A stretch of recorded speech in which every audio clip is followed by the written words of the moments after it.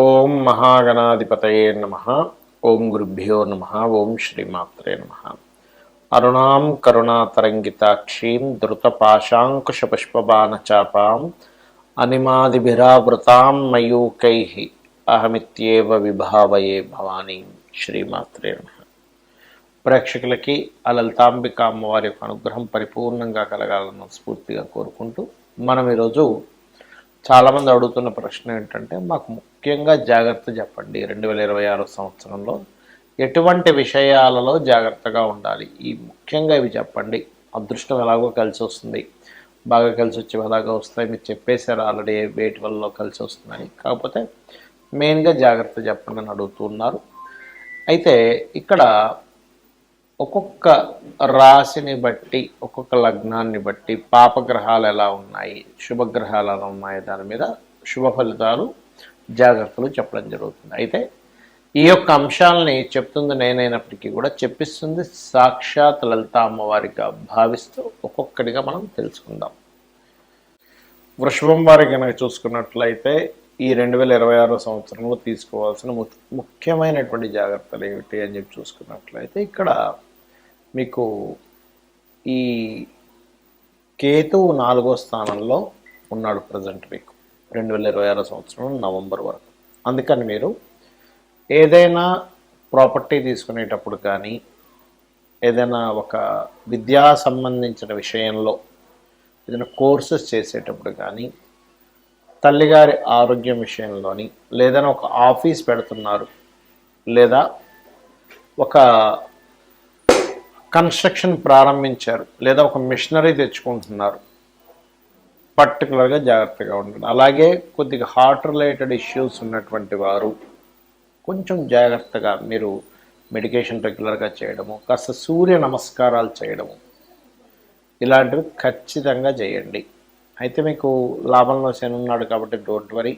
దశమంలో ఉండే రాహు కూడా మీకు చక్కగా విదేశీ యోగాలను ఇస్తున్నాడు, డోంట్ వరీ. 2లో ఉండేటువంటి గురువు కూడా చక్కగా ఉన్నాడు. అంటే మేజర్ ప్లానెట్స్లో ఏ ప్లానెట్ వల్ల మీకు ఈ యొక్క ఎఫెక్ట్ వస్తుందంటే కేవలం కేతువు 4వ స్థానంలో. కాకపోతే ఈ దేవాలయాల్లో ఉండేటువంటి వారికి, లేదా స్పిరిచువల్గా రోజు ఉదయం లేచి చక్కగా యోగాసనాలు లేకపోతే ఏదైనా ధ్యానం చేసుకునేటువంటి వారికి దీని యొక్క ఎఫెక్ట్ అనేటువంటిది ఏమీ ఉండదు, గుర్తుపెట్టుకోండి. అయితే ఇక్కడ మీరు చేయవలసిన దేవతారాధన ఏమిటి? ఉదయం నిద్రలేచిన వెంటనే ధ్యానం చేయండి గణపతిని ఒక్క 10 నిమిషాలు. ఓం గం గణాధిపతయే నమః అని చేయండి. మూలాధార చక్రం ఎప్పుడైతే బాగా యాక్టివ్ అవుతుందో కేతువు ఇచ్చేటువంటి నెగటివ్ ట్రిగర్ అనేటువంటిది అక్కడ జరగదు, పాజిటివ్ ట్రిగర్ అవుతుంది, గుర్తుపెట్టుకోండి.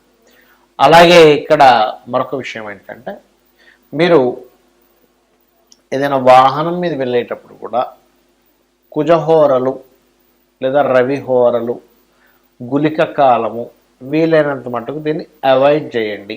ఇక మీరు నిత్యము చేయవలసినటువంటి దేవతారాధన విష్ణు సహస్రనామాల యొక్క శ్రవణము లేదా పఠనము చేయండి, ఖచ్చితంగా మీకు బాగుంటుంది. అయితే చాలామంది మనకి నడుస్తున్న మహాదశ లేకపోతే మనకున్నటువంటి కొన్ని కాంబినేషన్స్ని బట్టి ఎటువంటి సమయంలో ఎటువంటి జాగ్రత్తలు తీసుకోవాలని కూడా అడుగుతూ ఉన్నారు. నేను ఒకటే చెప్తాను, మనకి జన్మజాతకం నుంచి లగ్నం నుంచి 12వ స్థానం వరకు 12 భావములు అంటారు వాటిని. అంటే ఒక్కొక్క భావమునకు ఒక్కొక్క విషయం ట్రిగర్ అవుతూ ఉంటుంది. అది నెగటివ్ ట్రిగర్ అవుతుందా పాజిటివ్ ట్రిగర్ అవుతుందా అని ఎలా తెలుసుకోవాలి అంటే, ఫస్ట్ ఆఫ్ ఆల్ మనకి మహాదశ అంతర్దశ గుర్తుపెట్టుకోండి. ఈ మహాదశ అంతర్దశ ఏదైతే ఉందో ఇది శుభగ్రహాలైతే కొంచెం శుభంగా ఉంటుంది, పాపగ్రహాలు అయితే కొంచెం తీవ్రంగా ఉంటుంది. పాపగ్రహాలు అంటే ఏమిటి? రాహువు, కుజుడు, శని, కేతువు, నీచబడినటువంటి రవి, నీచబడినటువంటి ఏ గ్రహమైనా. శుభగ్రహాలు, సహజ శుభగ్రహాలు ఏంటి? ఇప్పుడు లగ్నానికి పాపలు శుభులు ఉంటారు, సహజ పాప శుభగ్రహ ఫలితాలు ఇచ్చేవి ఉంటాయి. సహజంగా ఉండేటువంటి శుభగ్రహాలు అంటే శుక్రుడు, గురువు, బుధుడు, చంద్రుడు, వీళ్ళందరూ సహజంగా శుభగ్రహాలు. అయితే ఇక్కడ ఏంటంటే, మీరు న్యాచురల్గా అంటే ఆధిపత్య పాపి, సహజ పాపులు 2 ఉంటారు. ఆధిపత్య పాపి అక్కడ శుభగ్రహమైన పాప ఫలితం ఇస్తుంది. ఇక్కడ ఏంటంటే, మీరు జన్మజాతకంలో మీ మహాదశ అంతర్దశల్లో అసలు మీకు కలిగేటువంటి ఫలితం ఏంటో తెలుసుకోండి. ఒకవేళ అవి ఏమీ నాకు తెలియవండి కానీ సంథింగ్ బ్యాడ్ నడుస్తుంది అన్నప్పుడు మీకు ఏ దశ అయితే నడుస్తుందో ఆ దశానాథుడు ఎవరితో కలిసి ఉన్నాడో, లేదా ఏ అంతర్దశ లేదా భుక్తి అంటాం, ఏ భుక్తినాథుడు ఏ ఏ గ్రహంతో కలిసి ఉన్నాడో వాళ్ళకి దానం ఇవ్వండి చాలు, మీరు సింపుల్గా బయటపడతారు. అలాగే మనకు నడుస్తున్న మహాదశను బట్టి ఇంట్లో ఉండే వాస్తు పరిస్థితులు కూడా ఒక్కోసారి ప్రభావం చూపిస్తుంటుంది. ఎలా అంటే ఇప్పుడు ఉదాహరణకి గురు మహాదశ కానీ కేతు మహాదశ కానీ నడుస్తుంది అనుకోండి. ఈశాన్యంలో ఇంట్లో ఈశాన్యంలో ఉండేటువంటి పెట్టే వస్తువుల వల్ల కూడా దాని ఫలితం పెరుగుతూ ఉంటుంది, అది శుభమైనా బ్యాడ్ అయినా కానీ. అలాగే నీకు రవి మహాదశ నడుస్తుంది, తూర్పు భాగంలో ఉండేటువంటి వస్తువులు. శుక్ర మహాదశ నడుస్తుంది, ఆగ్నేయంలో ఉండేటువంటివి. కుజ మహాదశ నడుస్తుంది, దక్షిణంలో ఏమైనా దోషం చేశామా. రాహు మహాదశ నడుస్తుంది, నైరుతిలో ఏదైనా దోషం ఉందా ఇంట్లో. లేదా శని మహాదశ నడుస్తుంది, పడమర. చంద్రమహాదశ నడుస్తుంది, వాయువ్యం అంటే నార్త్ వెస్ట్లో ఏదైనా మనం పెట్టకూడని ఏమైనా వస్తువులు పెట్టి అక్కడ ఆపరేట్ చేస్తున్నామా.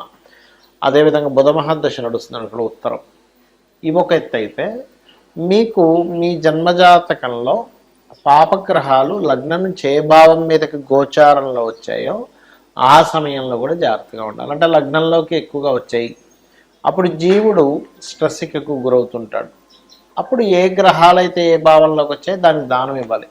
ధనస్థానంలోకి వచ్చాయి, ధన విషయంలో జాగ్రత్తగా ఉండండి. 3వ స్థానంలోకి వచ్చాయి, కమ్యూనికేషన్స్ విషయంలో జాగ్రత్తగా ఉండండి. 4లోకి వచ్చాయి, ఏదైనా ప్రాపర్టీ తీసుకునేటప్పుడు విద్యా విషయాల్లో లేదా తల్లిగారి ఆరోగ్య విషయంలో. 5మంలోకి వచ్చాయి, సంతానం విషయంలో. 6వ స్థానంలోకి వచ్చాయి, రుణరోగ శత్రువులు, అనవసరమైన శత్రుత్వాలు పెరుగుతూ ఉంటాయి. 7మ స్థానంలోకి వచ్చాయి, అప్పుడు వివాహం విషయంలో చాలా జాగ్రత్తగా తీసుకోవాలి. 8మంలోకి వచ్చాయి పాపగ్రహాలు, యాక్సిడెంట్స్ అవ్వడం, తాతగారి ఆస్తికి సంబంధించిన విషయంలో కొన్ని తప్పుడు నిర్ణయాలు తీసుకోవడం జరుగుతూ ఉంటుంది.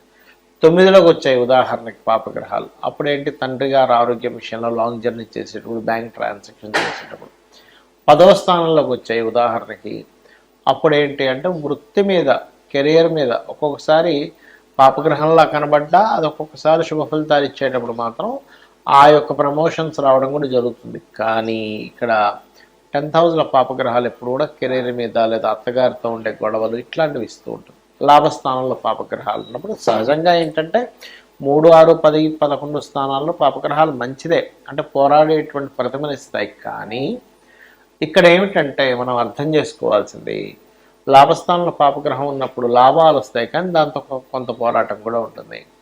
వ్యయ స్థానంలో ఉన్నప్పుడు ఇన్వెస్ట్మెంట్స్ విషయంలో చూసుకోవాలి. అయితే ఏది ఎలా ఉన్నా కూడా ఒకటి గుర్తుపెట్టుకోండి, గ్రహస్థితులు ఎలా ఉన్నా, వాస్తు ఎలా ఉన్నా, మనం కొన్నిసార్లు దాన్ని సెట్ చేసుకునే స్థితిలో ఉన్నాం. వాస్తు మనం మార్చుకోవచ్చు చక్కగా, దాన్ని ప్లాన్ చేసుకుని కలర్స్తోనో మెటల్స్తోనో. కానీ ఒక్కొక్కసారి ఏమవుతుందంటే మార్చుకోలేని స్థితిలో ఉన్నప్పుడు, గ్రహస్థితి ఎలా ఉందో అర్థం కాని స్థితిలో ఉన్నప్పుడు మీరు సింపుల్గా ఏం లేదు, ఉదయం సాయంత్రం లలిత చేసుకోండి.